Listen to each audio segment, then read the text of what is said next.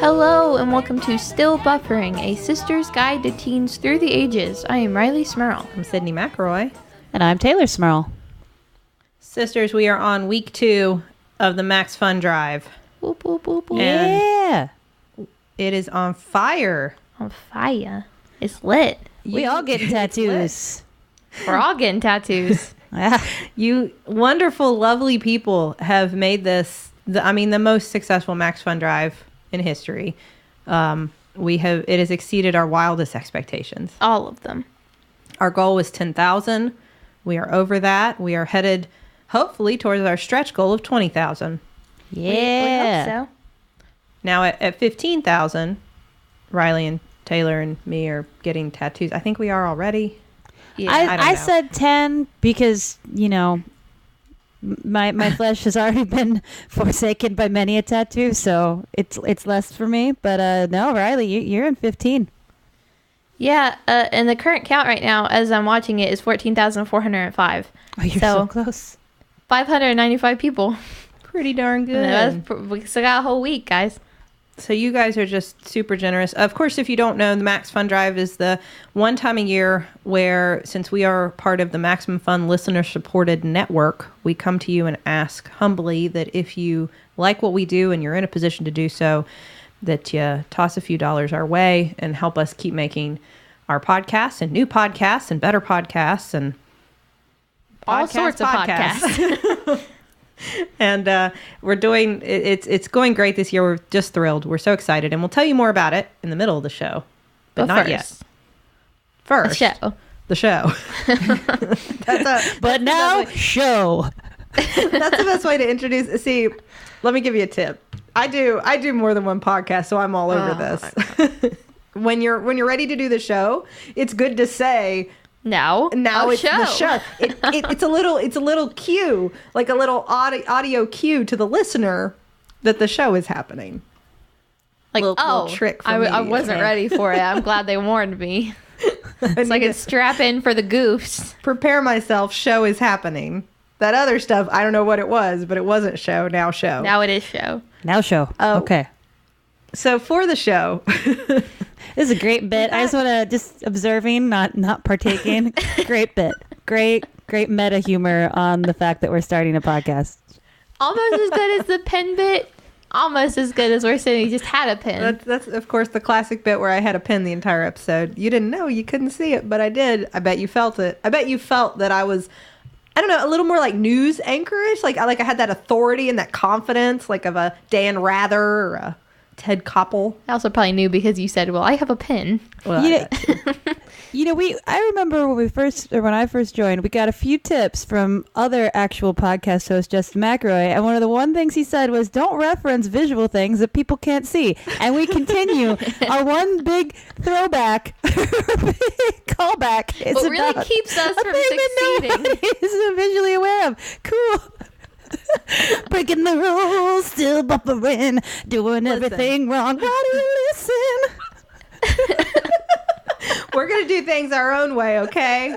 All right. I can't. I'm not living in my husband's shadow. We're doing things our own way. Not. You got that. You grab that pen. Sometimes that's wrong. The wrong way. But it's fine because it's our way. That's what that song "My Way" is about. It's about doing everything the wrong way, but being proud of it. No, I don't know. Who knows? Probably bad bits. I've had a few. But we wanted to answer your questions because for Max Fun Drive, we like to do some shows that are a little more, a little special, Yeah, most people have like Special. celebrity guests and stuff, but we couldn't get that, so we have questions to answer for you. They wouldn't come on our show because sometimes we reference visual things that you can't see. So Yeah. so we stopped doing that. We'll never have celebrities on our show. Well, Can we that's just not reference true. a celebrity that no one can see and we can just assume they're in the room with us? And just pretend they're Yeah. there? Well, I mean, Skittles Joe has been in the room for every episode. Every single episode. You just didn't know because he's just there eating Skittles. No, I mean, we had Lin-Manuel Miranda on our show, so I don't Yeah. know. We're that good. We're good up forever. Yeah, I think that counts. We're good for forever. always. We're good. Yeah. we can just brag about that forever. Yeah. No, we asked you, our listeners, if you had any questions for any of us, but largely I always feel like one of the unique things about our show, I hope, is that we have an actual real life teen. That's me. A teen we captured from the wild. And Just like hamsters. You don't know where they come from. they do But come from the suddenly wild. they're We got there. multiple responses. Yeah, we did get multiple Yeah. responses. The hamsters come from... Oh, man, I forget. But they do come from the wild.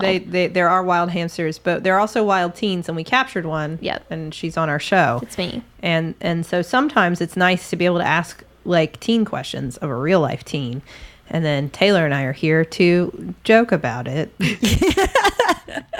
Not answer your questions. and Feed say me with Diet Dr. Pepper and I'll answer your questions. and say, well, back in my day. That's the voice I use. Charlie makes me play grandma with her sometimes. Uh-huh. Okay. And I say, okay, Charlie, back in mine. And mom gets so mad Because she's a grandma. because she's a Sydney, that's stereotyping grandmothers. She gets very mad about that because mom doesn't sound like that, to be fair. She That's doesn't sound true. anything like that. Yeah. So what's our first question? Our first question comes from Kyra, who asks, do teens hate when their parents tag them in social media posts or comment on their posts or accept friend requests from their friends? Ooh, this is dicey. Now, I want Oh to preface my. this question that I didn't really want to answer because I didn't want to get in trouble, but Sydney and Taylor told me I should. It's a good question. I think it's it's a social good media rules for question. parents. Good question. Okay, I just want to preface this by saying I love my mom very much, and she is a wonderful person, and I am never annoyed by anything she does ever, and I never hate anything she does. Now, before you answer, does that apply to Dad too? A recent addition to both Facebook Oh and man, Twitter? I forgot about Tom Dog up in those. Yeah, I love Dad too. Nothing he does ever annoys me. But I will say, going off my friends' stories about Okay. their parents on social media, sometimes my friends find it very annoying or frustrating or some other word of that sort when their parents comment on things on their social media and then tag them in a bunch of things and talk about them a lot on social media. Now, wait, is it okay? Let's start with like the basic.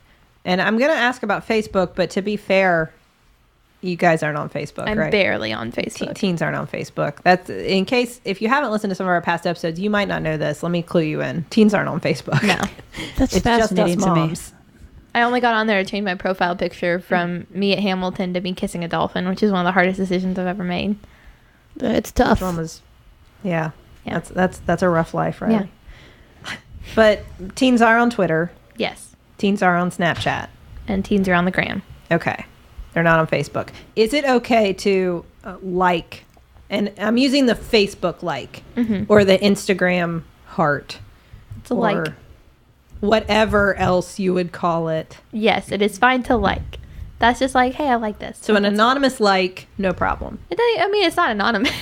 Well, It has your name attached to it. yeah, but it's not like, it's not like it comes with like, I love you, sweetie, you're adorable, mom. It's Yeah. just like you click the heart or the thumbs up or whatever. Yeah, that's fine. no problem there. That's good. Okay. What about a comment? Like you post a picture of yourself kissing a dolphin and It depends what the comment is. mom's like, so cute. Okay. I love So cute this. is fine. I love this is fine. My personal favorites that I kind of have a love-hate relationship with are the ones where Dad seems to frequent this kind of comment/text a lot, which is Rilo, indent, enter. This is super cute and I love this. Also, I miss you. Also, here are 3 things unrelated to this post that are just things we were talking about earlier or things I need you to remind me about. Love, Dad. He puts this on what?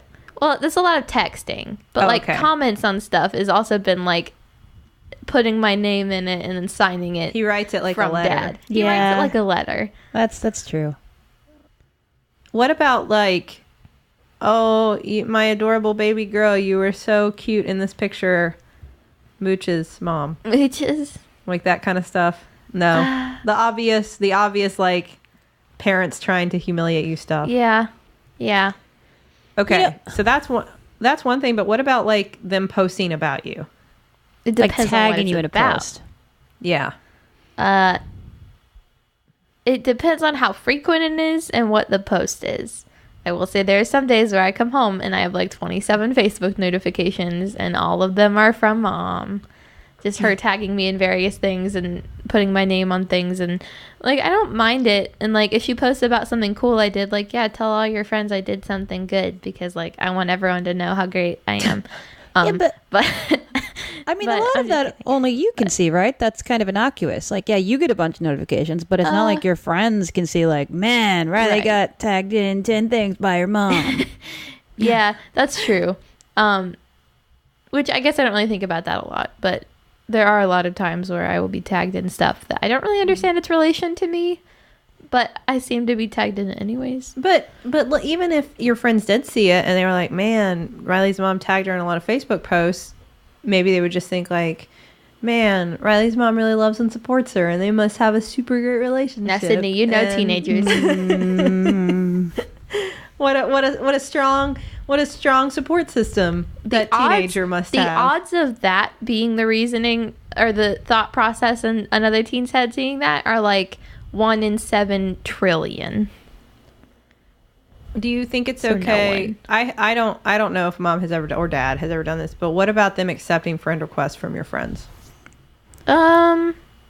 Being friends with your friend, or like I guess that similarly it would be like commenting on your friends' Instagram or tweeting back at your friend, you know, interacting with your friends on social media. I guess I will say my closest friends love Mom so much. They sometimes at our house they want to talk to Mom more than they want to talk to me, just because she talks to them about a lot of things and gives them advice. Well, yeah, how do you feel about it? Don't you kind of have the cool mom? I do have the cool mom, and I kind of like it because I like that my friends like my mom likes my friends, because I just feel like everyone likes each other. Mm-hmm. So I don't really mind that as much, just because I know that my friends like my mom just as much as she likes them. Okay. So generally you don't have like a lot of boundaries. No, because I mean, do you think that's typical? Do you think that's representative of most I don't of your know, maybe friends, I just like my mom a lot more than all my friends like their moms.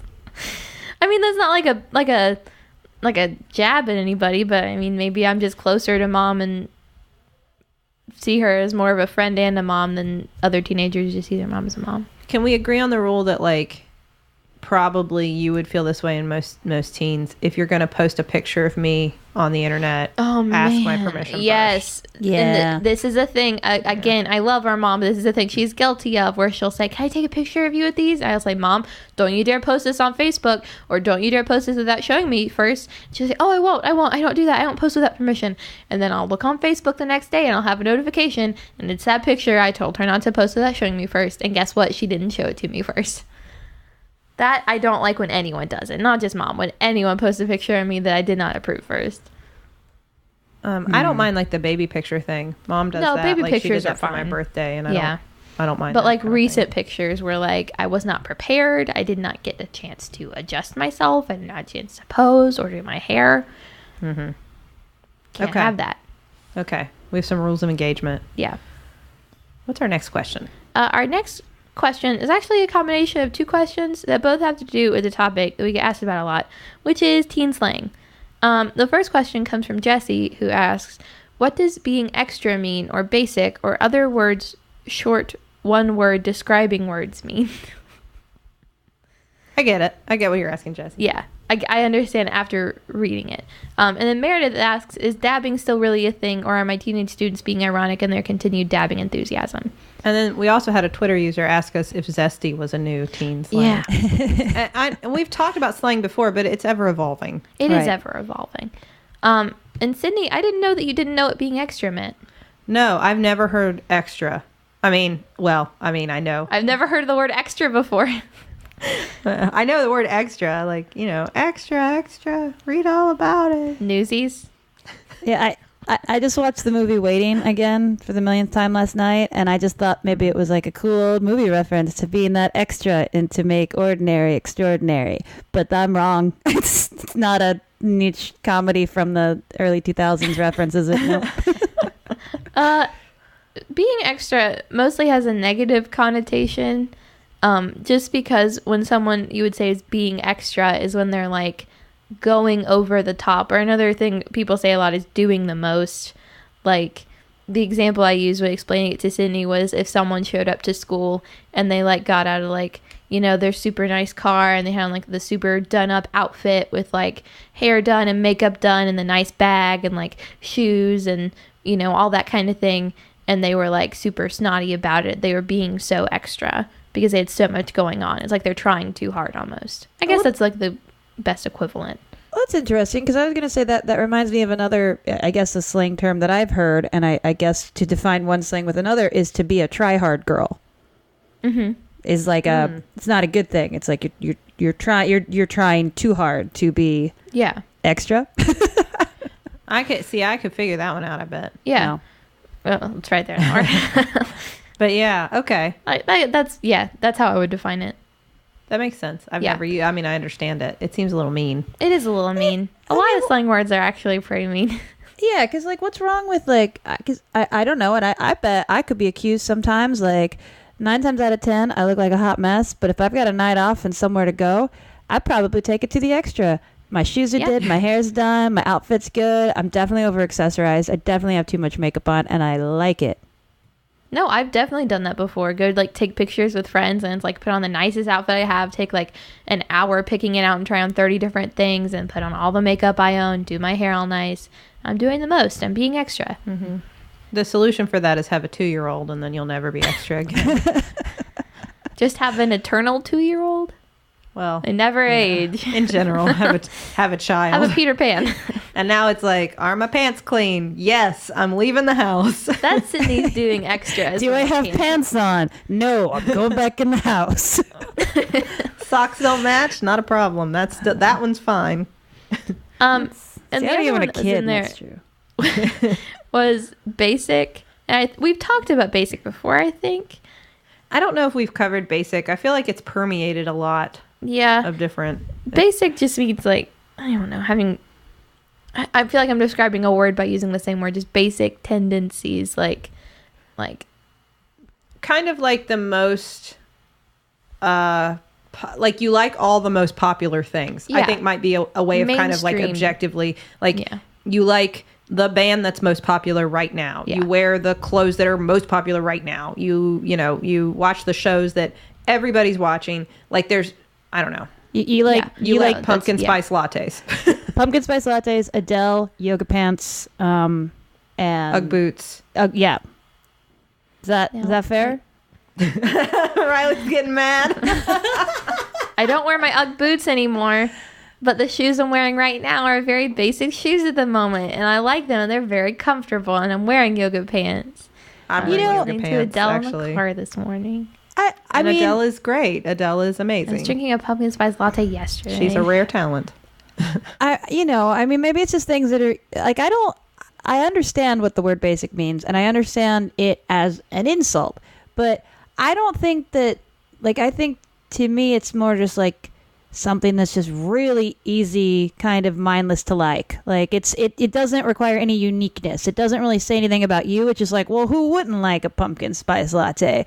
So sure. Yeah. And I think that stuff is actually super okay. Like, I have plenty of nights where it's just like, you know what I want to do?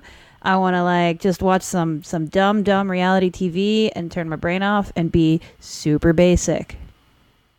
Yeah. See, I agree with you. I think it definitely, when people say it in popular culture, they mean it in a mean way. Yeah. But that's not, I mean, we all like, popular things are popular for a reason. It's okay. Mm-hmm. It's okay to like a show that is universally accepted as a good show. I mean, I always say MASH was my favorite TV show. I don't think I'm like a revolutionary. It was like in its time, it was the most popular TV show ever. Yeah. Its finale was only beaten out in like watches by the Super Bowl. Mm-hmm. So I'm not like you know me, I'm just so unique and different. No, those MASH people. I like MASH. Well, I mean, like the likelihood of me to watch like a Herzog documentary or an episode of Hoarders, equal parts. Like, sometimes I'm like, I should have some like whole grain cereal for my brain. Sometimes like, I'm gonna have cake. Mm-hmm. Mm-hmm. Shark Tank's on. Yep.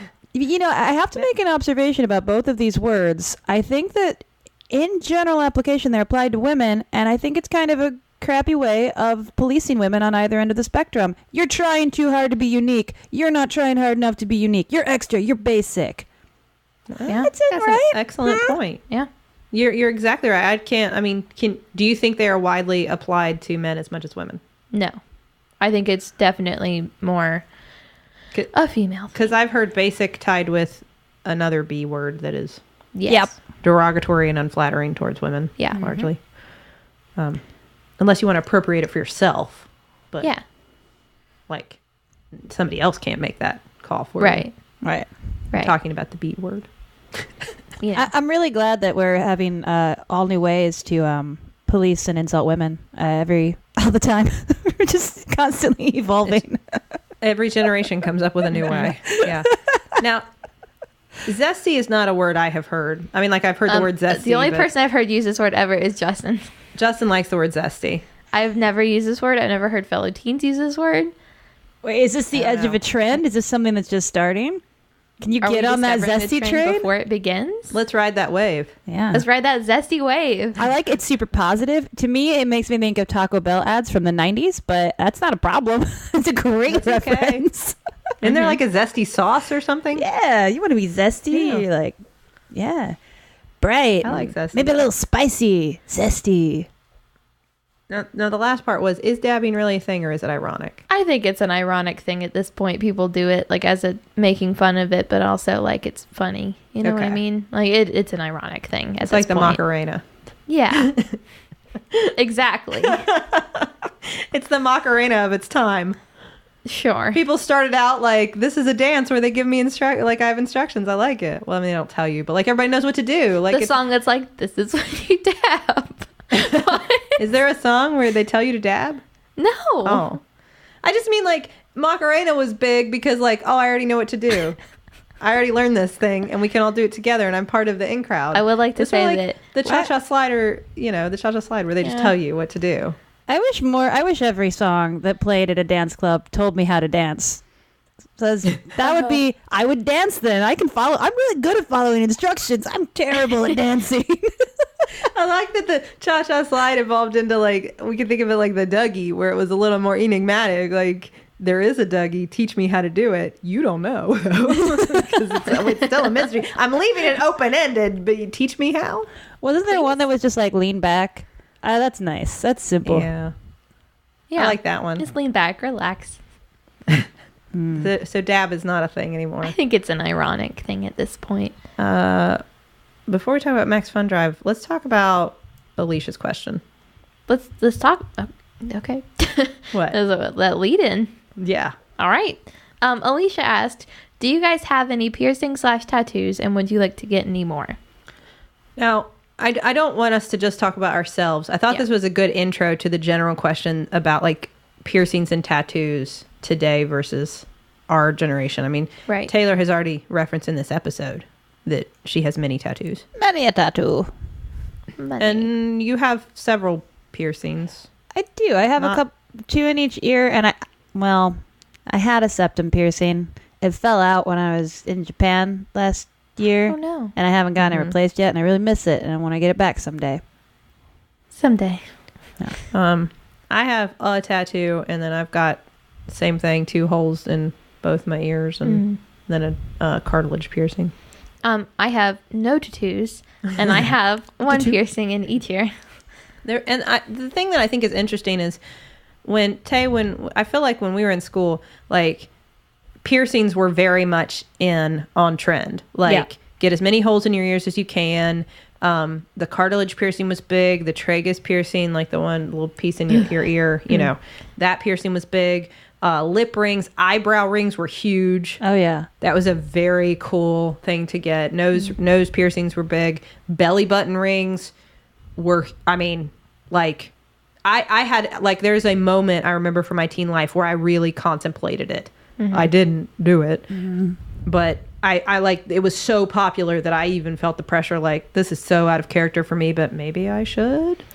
I will say that even now, it's very popular to get the whole ear, like not just like the cartilage and the tragus and the regular piercings. Like literally, I guess you can get it pierced all along the edge of your ear, and that's totally fine.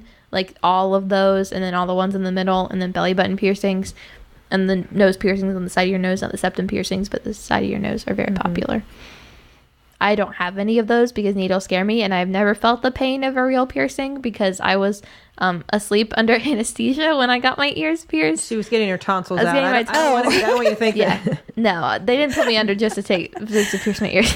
I was getting my tonsils taken Crazy. out, and the doctor was like, "Hey, I'm also certified to pierce ears, and I have the piercing gun. Do you want me to pierce your ears while you're under?"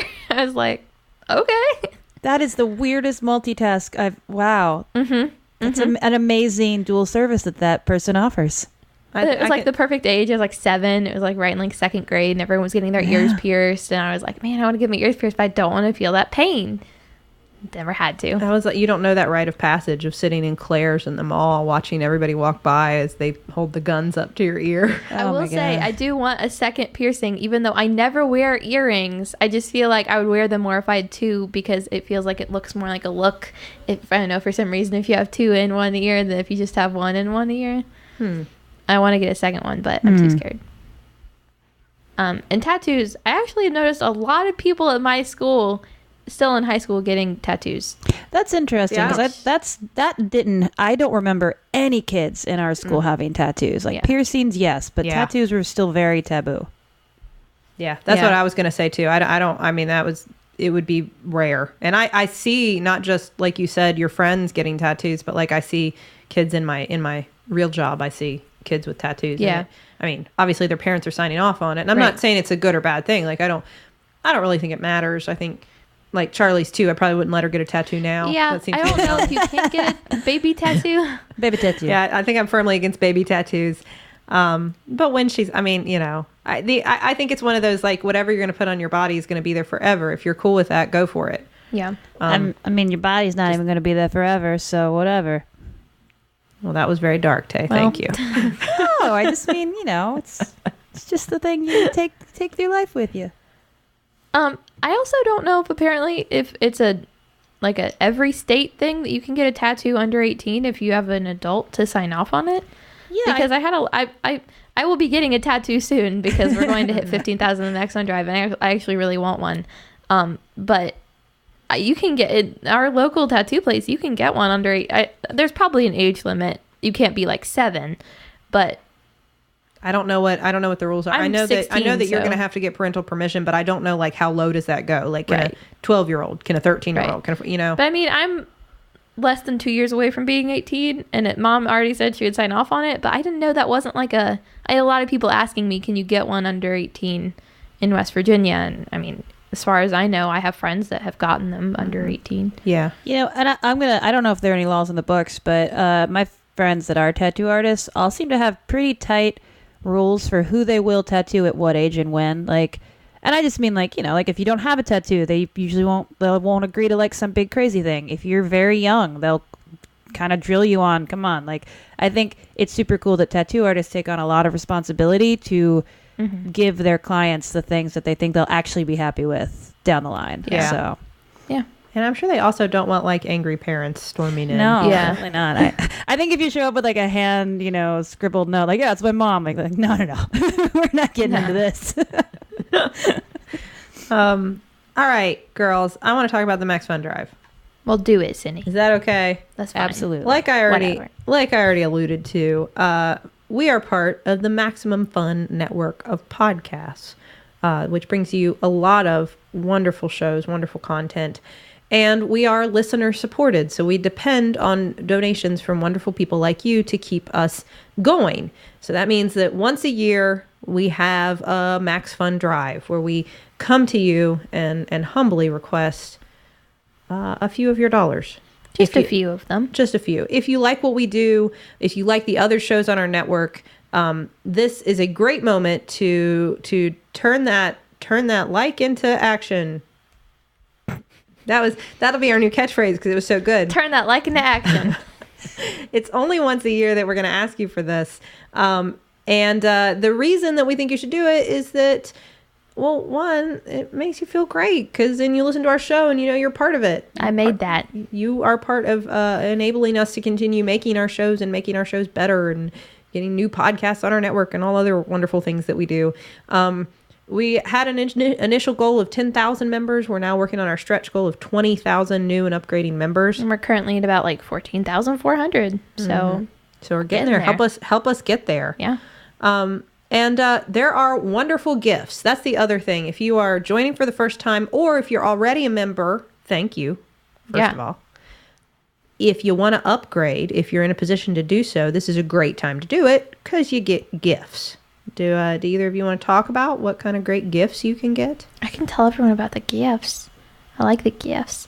So if you donate $5 a month, you get exclusive bonus content from every show in the entire network, not just the ones you listen to. Hopefully the ones you listen to, you'll listen to. But not just the ones you listen to. And also from every Max Fun Drive ever in existence. We did a bonus episode this year that was my sister, and me, and I guess it was really funny because a lot of people liked it. So you get to listen to that. And our one from last year funny. with our mom. I don't know. We tried really hard. We made one last year with our mom on it, and you can also listen to that. And that's $5 a month. For $10 a month, you get a Drive exclusive enamel pin designed by Megan Lynn Cott, who designed the bandanas for the gift last year. And you get to pick the show that you like the most, the pin for, and you get it for $10 a month and the exclusive bonus content. For $20 a month, you get the Keep in Touch kit, which has 9 custom note cards plus envelopes, a 4-color rocket pin, a Getting There rocket stamp, and a rocket-shaped candle that smells like a freshly sharpened pencil and friendship. So you get that for $20 a month. And for $35 a month, you get a pair of rocket engraved beer mugs, which, like, I can't even drink beer yet, but I want the mugs just because they're cool. I think you could drink anything out of that mug. I mean, you can drink anything out of them. It's anything mug. Beer. I'll put my root beer in these mugs. Yeah. For $100 a month, you get membership in the Inner Circle, which is a Maximum Fun monthly culture club. And for $200 a month, you get free registration for Maximum Fun Con 2018. And the gifts are all whatever you donate, you get the gifts for the level below. So if you donate $20 a month, you get the Keep in Touch kit and a pin and the exclusive bonus content, and so on and so forth. So if you can, if you like what we do, if you enjoy our shows or any of the shows on the network, this would be a great time to support our show by becoming a Maximum Fun monthly member. And that's one thing to know. All these gifts are only available if you're a monthly member, not for a one-time donation. But we still appreciate one-time donations. Yeah. They're still wonderful. We just want you to get the gifts. Yeah. Because they're great. So how do our listeners donate if they want to? Taylor, where should they go? Well, they should go to MaximumFun.org and click on Donate.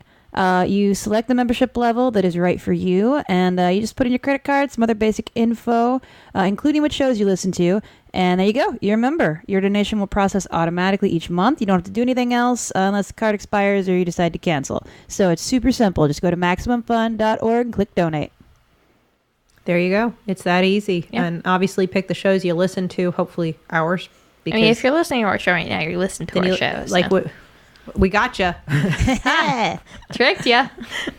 We know you're listening. But do it now while it's on your mind.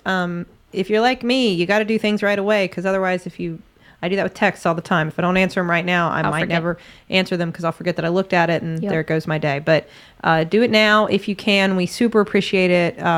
We love our listeners, and if you're able to throw a few dollars our way to help us keep doing this, then that's just all the better. So MaximumFun.org, click on Donate, or MaximumFun.org/donate, either way, and help us out. Yeah. And seriously, to all the people that have already donated, it's humbling and amazing, and I don't even fully understand it. You guys are awesome. It's so cool to be a part of something like this. That's absolutely the truth, Tay. Thank you all. So let's do some more questions. All right. This next question is my favorite, and I wanted to answer it because I actually think it was taken as a, does this actually happen? This can't actually happen, but it actually does with teens.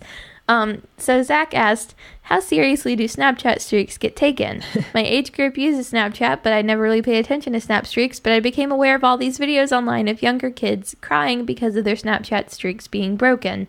Do older teens consider streak breaking to be serious at all? And let me tell you, yes, they do. If you're unaware of what a Snapchat streak is, it's if you Snapchat someone back and forth for a certain number of days. I think it's 3 days in a row. then you get a Snapchat streak, and then every day after that you continue. It adds another day, and it gets broken if one person doesn't respond within 24 hours of the other person. And I have friends who have 200 and 300 day Snapchat streaks, and I have a friend who gave up social media for Lent and gave his Snapchat login account to another person just to keep their Snapchat streaks going for the 40 days of Lent. Teens take Snapchat streaks so seriously.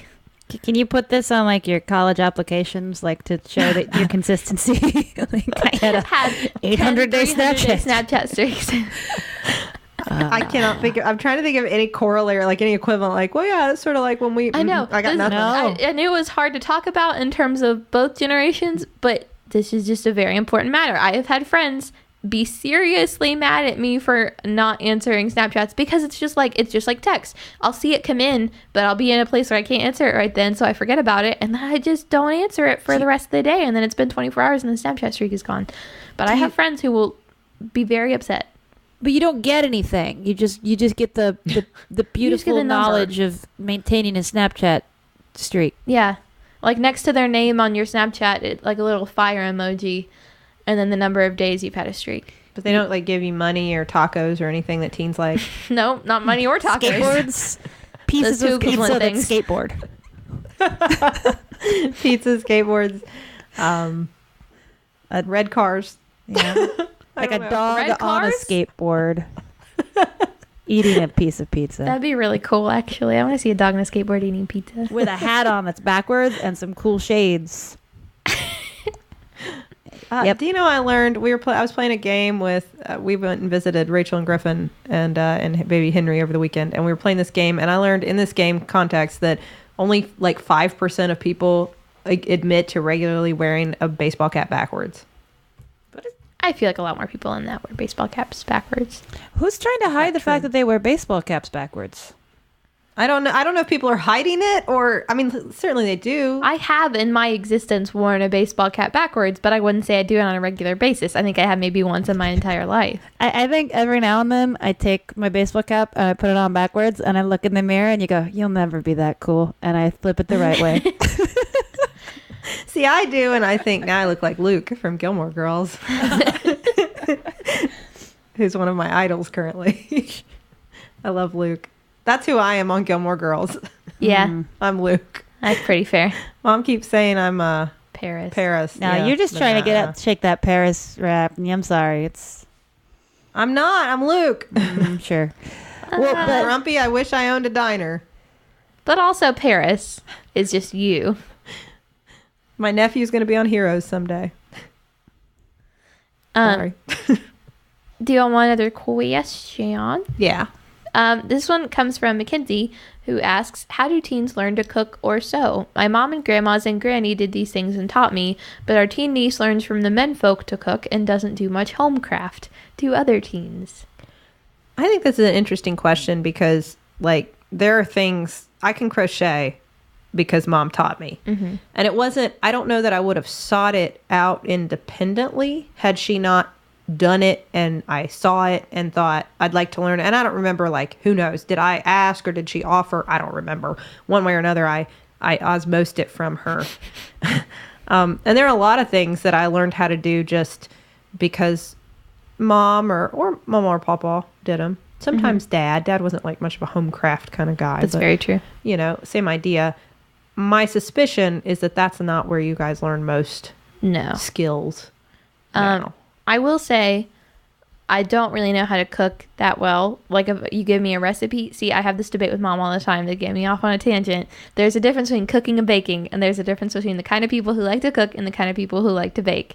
Because I can only bake, I cannot cook, because baking, you have a set list of instructions and measurements, and it's science, and you do them. So, like, I don't know how to cook and, like, come up with recipes and, like, taste flavors and mix ingredients and all that kind of stuff. You throw in whatever you want, just do whatever. Don't follow a recipe when you're cooking.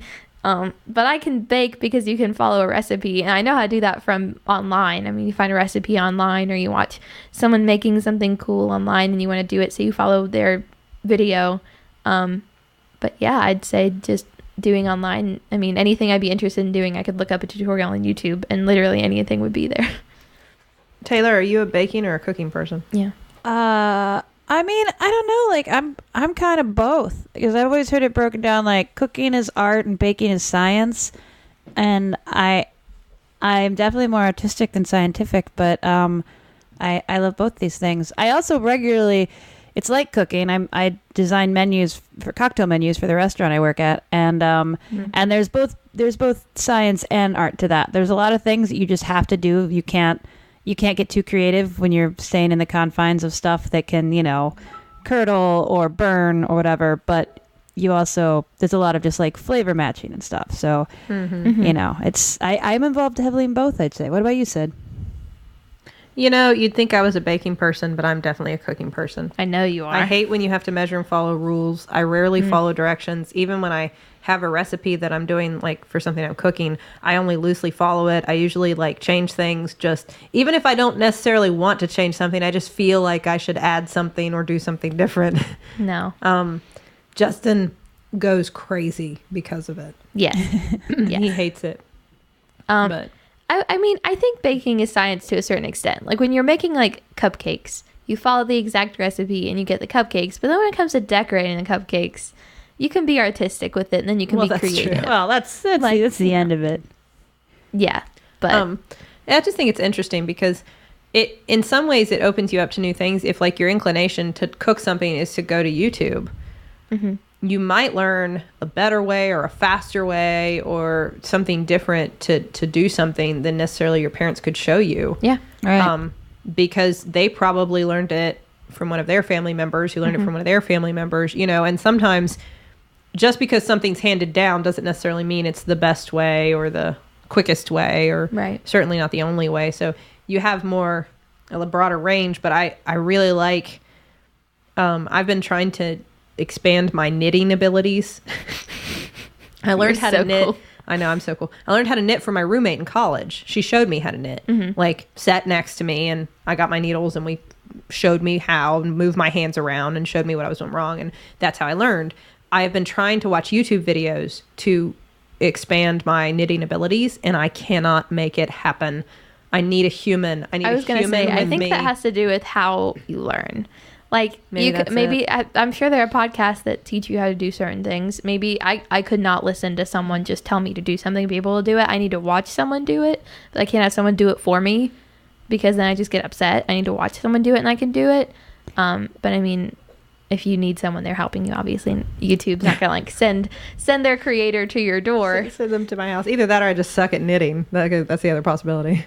Well, but I mean, it is interesting, Riley. I think that your generation you are more adept at a lot of things. Like makeup is the first thing I think of, but I think that cooking along the same lines, because you do have access to people showing you how to do them, to like lots of resources. And whereas when we were teenagers, if I was like, I want to know how to make, I don't know, something I would have wanted to know how to do as a teenager, real Japanese ramen. Well, I don't know where the resources are for that. I bought the pack of ramen at the store and I put it in a microwave and I was done.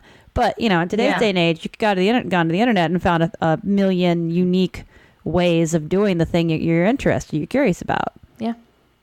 So I think you guys pick up a lot of life skills through that we never really had access to. Yeah. I mean, I love to bake, and there's a YouTuber I follow who just makes Nerdy Nummies is her series, and it's just a series of various baking recipes that all have to do with nerdy culture. Now I just know how to make all those things. And you also avoid pitfalls, such as the first time that Justin and I had pizza in our couple life, and I took the pizza that we were done with and stored it in the oven. Which is what all of us were taught to do. What are you doing? And I said, well, it's for tomorrow. And he said, well, you can't put it. I was like, why are you turning the oven on? No. You just keep your pizza, your old pizza, you keep it in the oven until you eat it again. That's where it stays. And he said, no, that's insane. You put it in the refrigerator. What are you thinking? It's food. There's meat on there. Are you crazy? And I couldn't and like, maybe if I'd had YouTube, I would have known. You would have looked up on YouTube how to store pizza? Not in the oven. Place is not to store pizza. The oven, your closet, outside. I don't think that there are, I guarantee there are crazier things that people have looked up on YouTube than how to store That's pizza. definitely true. If we'd had access back then, I probably would have looked up, is it actually okay to microwave raw chicken till it's cooked? Because that's a thing that we thought was okay. Yep. when we were young. I actually had to have Sydney explain the logic to me of why you can't store pizza in the oven. Like 3 years ago when I tried to keep pizza in a hot car for like a 6-hour car ride. Yeah. Didn't understand why that wasn't about the a thing. danger zone. Yep. Temperature danger zone. How about Jamie's question? What's Jamie's question? She asks, in your classes at school, do your teachers use media on a regular basis? I'm talking PowerPoint, Prezi, what have you. I'm an education student, and so many of my peers use these things pretty much all the time. I'm not a fan personally, but is this something you see a lot in classrooms? Do you like it? Is it distracting? What sort of stuff do today's cool teens find engaging in the classroom? Yeah, I was curious about this because, like, when I think about technology that my teachers used, more so in high school, they were still using the overhead projector with like the pieces of whatever laminate that you just put on there and like write math problems on and stuff. And they just project on the board. Obviously, we had moved on from chalkboards to whiteboards, so we had advanced in that arena. But I never remember, I mean, I really can't remember a single teacher using any kind of computerized PowerPoint, anything like that. Like there was no, I mean, Tay, I don't know if you had something different. I mean, in med school, I had teachers who did PowerPoints, but I still had teachers who used slides, like actual slides in med school, like with a slide projector. So I remember our astronomy teacher, and he was like I guess he was like the technologically advanced teacher in high school, giving us PowerPoint presentations on the regular. But I don't know.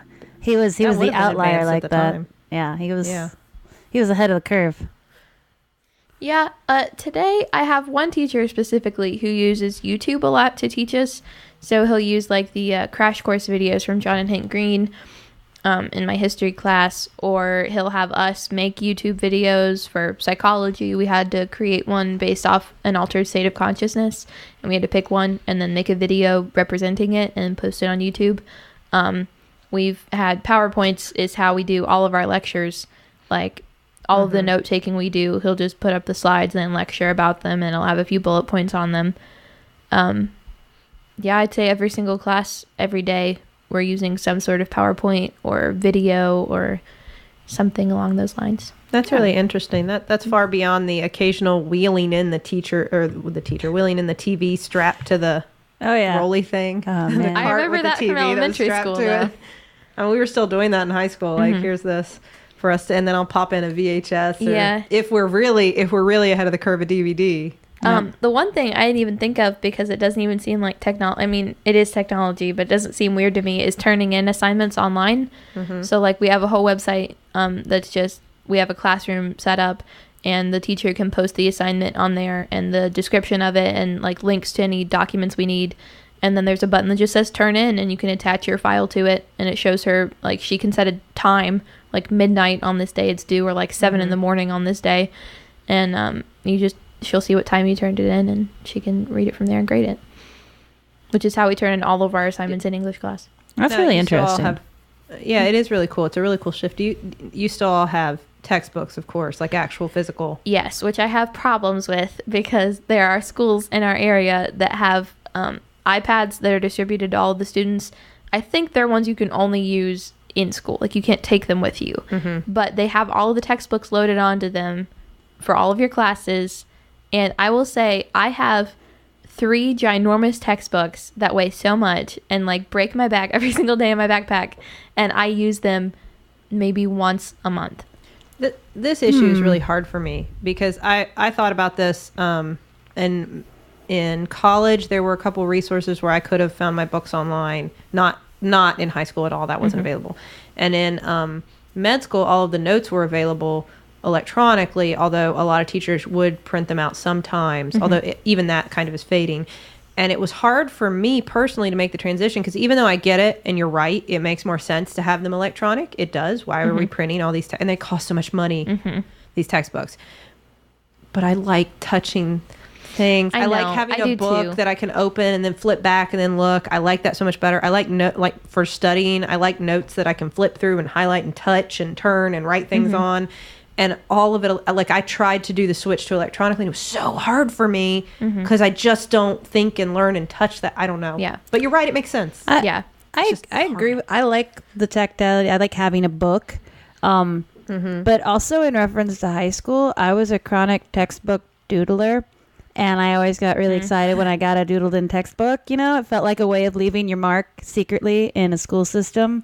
Like there are 30 to 40 textbooks, if they're still in rotation at Huntington High School, that have crappy little anime drawings in them via me. So you can't. I think that is cool though. don't There's know. something kind of romantic and fun and like a little time capsule. Yeah, but then you just get butts drawn in your books. Yeah, you get butts, Well- but you also get other stuff. Or just Hopefully they're notes not like, just oh, butts. this Butts is and so bad words. boring.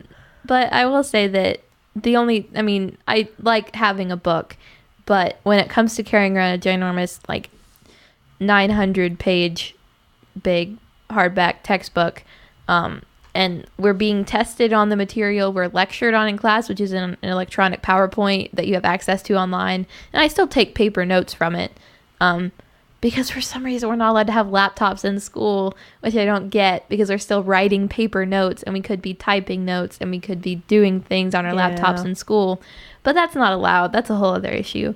But we're being tested on the stuff that's online and the stuff that we're learning in class, but we still have to have our textbooks because we have to do so much stuff out of the regular textbook. I think we're in a transitional period. I mean, I think you're right. Electronic is where everything's going, and that's. I mean, I can't see a good argument other than like I just like books a lot. Yeah, I mean, even Against it. our state testing went from big booklets that you went through and did section by section and turned them in paper copy and had the Scantron sheets to all of it's on a computer. Yeah, well, and that makes sense. I mean, we've been Right. like that's But I mean, it's crazy that all we of it wouldn't. has changed. I mean, all my weekly quizzes for my AP classes are online, which is crazy. Our teachers trust us to do them at home and online because you can so easily cheat, but they trust us. Do we have time? I want to get to Mom's question. You want to get to Mom's question? I want to get to Mom's question. Is that cool? Sydney, you read Mom's question. We're almost out of time, and I don't want to lose Mom. Our mom asked us a question, which is just adorable because It's Mom. I love Mom. Mom lives with you. Uh-huh. Yeah, she And could have just talks to asked all the us. time. Yeah. She could've- but she asked us questions, and I think we should answer Mom's questions. All Yeah. right, I'm game. I'm down. She wants to know, Taylor, this is for you and me. She wants to know why do people, oh no, I guess it's for you too, Riley. Why do people in both of our generations like Buffy so much? Why do we like Buffy so much? Did I mean, 'cause people it's in great. both of our generations like Buffy so much, or did we just like No. Buffy so much that we made you like Yeah. it? Riley? I think I wouldn't have known about it if you all hadn't told me about it. Like, it's not like a Yeah. popular thing in modern culture.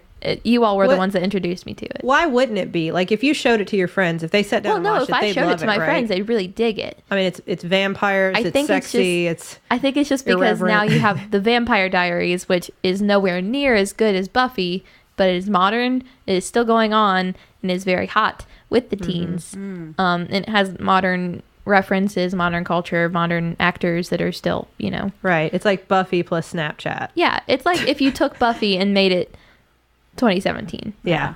which Buffy is still better, but people are more drawn to the one that's going on now. Well, Also, Buffy was funny and it was clever and it was cool Yeah. and well, The best. I mean, it holds up really well. Like, I recently made the Yeah. mistake of trying to go back and watch Sex in the City, which I remember thinking was like racy and fun. Like, occasionally, that was some basic content that I would regularly consume, like as a teenager. And like, Been there. oh man, this is just cringy. Like, this is so problematic. They make so many weird, horrible statements about lots of things that I feel very differently about. But Buffy, because it was written by relatively woke for most part, Joss Whedon, I think it's still like you don't have that weird kind of like it gets dated by how behind its social outlook was, I think you're right. And I think there's a lot of, I mean, you could get into the Buffy allegory with, you know, the teen years and growing up and challenges that she faces. I mean, there's tons that could be said and written, and I'm sure already has about that. But I think one of the things we talk about a lot on the show is that there are certain teen experiences that are a little bit universal, that are transcendent, and that the accessories change and the technology changes and the fashions change, but this experience you can connect to. And that's not just true about Buffy. There are books that are hundreds of years old that we say the same thing about. So, you know, I mean, I think that's part of it. Yeah. Buffy is a modern classic, is what you're saying. I'm saying Buffy is a modern classic. I'm saying please stop making people read House of the Seven Gables once and for all. Watch Buffy and have them watch instead. Buffy instead.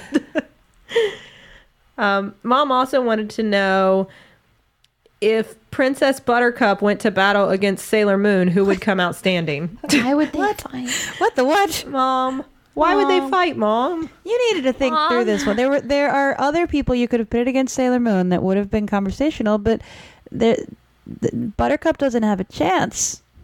I think Mom thinks that because I love The Princess Bride, I'm going to fall into the trap of siding with Princess Buttercup. She But would lose but she would. Sailor Moon would decimate Princess Buttercup. If she was going to... within 2 seconds. Exactly. That's clear. Now, we would have to contrive a situation in which Sailor Moon has decided that Princess Buttercup is evil, Right. because Sailor Moon is a force of good, so she Right. would not just destroy Princess Buttercup. Because our mom told her to. But obviously Sailor Moon would win. I mean, even if you say like, well, but if you're going to attack Buttercup, you're going to have to deal with Inigo and Wesley and Fezzik. Sailor Moon has Sailor Sailor Moon's the Jupiter, Sailor Mercury, Sailor Mars, Sailor Venus, Sailor Saturn, Sailor Neptune, Sailor Uranus, Sailor Starlight sometimes, Chibi Moon, Chibi. Chibi Moon's in there. Who am I'm forgetting people. Tuxedo Mask. Oh, wow. She doesn't need him, but he'd be there Leave him too. out of the equation. He'd show up and throw a rose, and that would be bad. Strike a pose. Now Tuxedo Mask Rose and versus Strike Princess Pose. Buttercup. I don't know. That might be the only fair fight in that universe. Buttercup versus Tuxedo Mask. These two completely useless characters. Go at it. Buttercup will push him down a hill, and There that's you it. go. His mask will come off. Now, she did ask if we replace, I guess, since Buttercup is the loser here, with Princess Leia, who wins. So Princess Leia versus Sailor Moon. Yeah. Oh, man. I mean, the thing is that if for some reason they had to do battle, I think Leia's smart enough that before they even got to the hand-to-hand, in which Sailor Moon would definitely be more superior because she has magical powers, Leia is good with a blaster, and force sensitive. I think Leia's smart enough that she would devise a way to avoid that fight altogether. So I don't think that there would be a fight between them because Leia's a smart lady. I think that's really Yeah. true. I think that while Sailor Moon is the more powerful, Leia is very smart. She's a general. I mean, she's very smart. She's knows how to plan, and she's strategically. Yeah. I think she gets the advantage in this situation. She also has access to Jedis, and I think Leia, you know, she would. A bunch of Jedis against a bunch of Sailor Senshi. Oh, I'd love to see that, though. I would love to see that. Excuse Somebody me, I please have to make go this. write some fan fiction.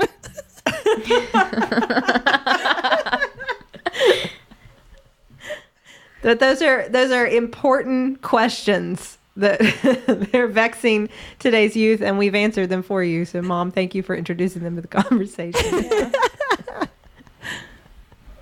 And I'm sorry, Taylor, that Mom has put now this battle between Jedi and Sailor Senshi into your brain that you're going to have to try to resolve on your own. But I don't know. I mean, I aren't need that Sailor comic. Senshi and Jedi kind of the same thing? I don't know. They're all on the side of good. I gotta think about this. This is my day. Well, while Taylor ponders this not at all nerdy question, why don't you take this moment, if you can, to go to MaximumFun.org and click donate if you would like to donate to our family of podcasts. Yeah. And if you can, we would really appreciate it. It is the Max Fun Drive. It's the time of year we ask you to do so if you can, because it helps us make more podcasts. Wait, I'm just gonna throw in a last minute stretch goal. If we get to 20,000, I'm totally gonna do an illustration of the Sailor Senshi fighting a bunch of Jedi. I will I think do that- that. ooh. I will give it to all of you people for free. That is Ooh. it. There you go. And by that I mean I'm already going to do it, but I'll post it. And that sounds like something like you say that and you'd think like, well, Taylor, clearly this is an interest that just you would have. No. No. I guarantee there are a lot of you out there who in your heart of hearts are going, I need to see that. Yep. So please help us out if you can. As Riley already mentioned, there are amazing gifts available at different levels of donation. So if you can commit to a monthly $5 donation, there's all kinds of bonus content, not just from our show, but from all the shows on the Maximum Fun Network. If you can do $10 a month, there are all kinds of amazing pins, one for each show that you can choose from. They are all super cute and you're gonna love them. Go check them out. At $20 a month, there's the Keep in Touch kit. At $35 a month, you get the beer mugs, and at every level you donate, you get everything from the levels below. So if you're already a member and you can upgrade, this is a great time to do so because you get all these cool gifts. If you're not a member and you want to be one, MaximumFun.org/donate, or just go to MaximumFun.org and click on donate. Either way will work. And make sure when you put in the shows that you listen to, you're listening to ours. We got you. So Because you'll listen to click this on now. us too. And we love you all. Thank you so much for everything you've done so far. This drive has been overwhelming. Just after the first week, we are so immensely grateful Yeah. that Yeah. so many of you like what we do and are willing to throw a few dollars our way to show it. Yeah. So, and thank you to the Novellas for our theme song, Baby You Changed Your Mind. Got it. This has been Still Buffering, a sister's guide to teens through the ages. I am Riley Smurl. I'm Sydney McElroy. And I'm Taylor Smurl. I am a teenager. And, And I was 2. Sorry, it sounded like you were singing. And I was 2.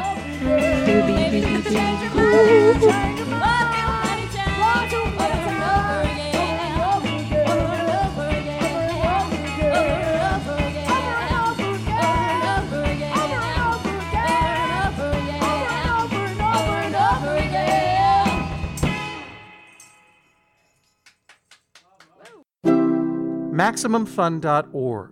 Comedy and culture. Artist owned. Listener supported.